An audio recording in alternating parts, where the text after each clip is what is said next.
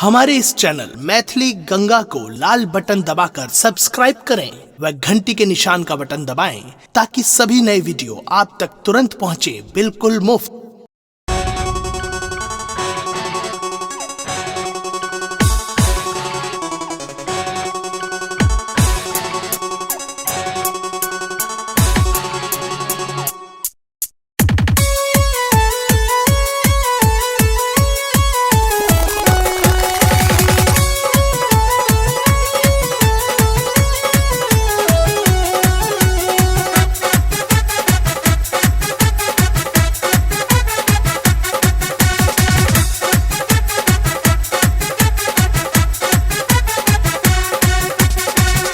छोकाचा मारे चाहू माचा उमर छोकाचा मारे चाहू माचा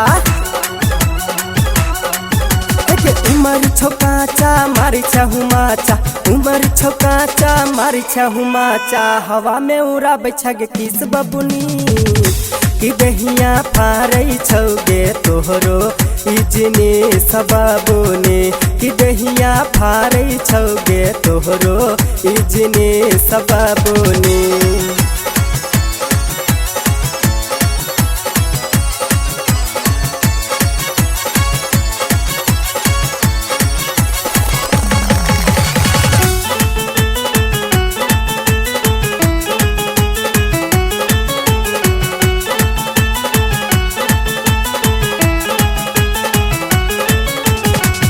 चढ़ल ई जवानी तोहार गजबे मशीन छौ बुढ़बो सब कहो रानी तोहर ई मशीन छौ।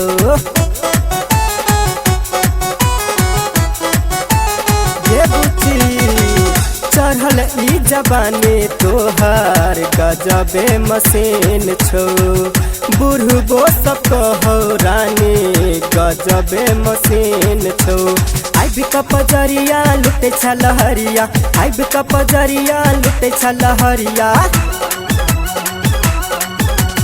आई भी कपजरिया लुटे छलहरिया आई भी कपजरिया लुटे छलहरिया अकिया तू बढ़ा बैठा गे खिस बबुनी कि दहिया फारई छौगे तोहरो इजनी सबबुनी कि दहिया फारई छौगे तोहरो इजनी सबबुनी।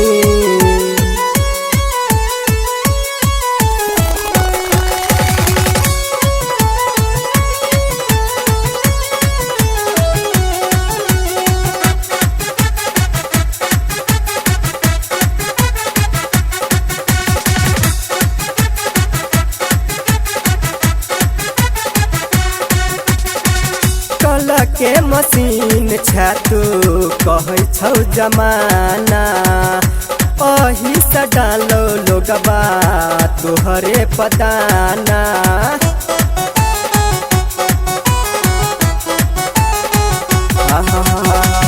कल के मशीन छू कहैया जमाना अही से डालो लोगबा तोहरे पदाना। मायर का नजरिया लुटे छलहरिया मायर का नजरिया लुटे छलहरिया मायर का नजरिया लुटे छलहरिया मायर का नजरिया लुटे छलहरिया अकिया तू बढ़ा बैठा गे खिस बबुनी कि दहिया फारई छौगे तोहरो इजने सबबुनी कि दहिया फारई छौगे तोहरो इजने सबबुनी।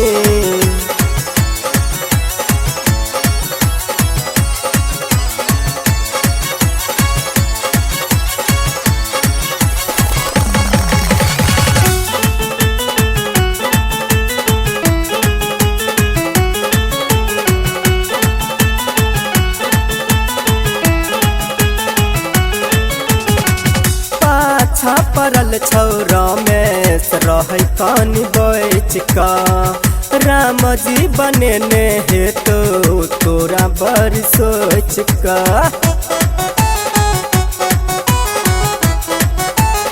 ये बुची पाछा पड़ल छौ रमेश रह कानी बैच का राम जी बने हे तोरा बड़ी सोच का मार का नजरिया चले छ बजरिया मार का नजरिया चले छ बजरिया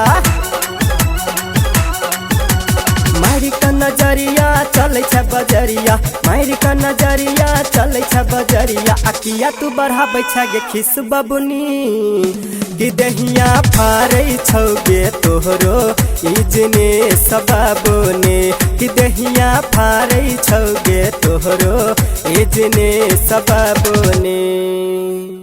हमारे इस चैनल मैथिली गंगा को लाल बटन दबाकर सब्सक्राइब करें व घंटी के निशान का बटन दबाएं ताकि सभी नए वीडियो आप तक तुरंत पहुंचे बिल्कुल मुफ्त।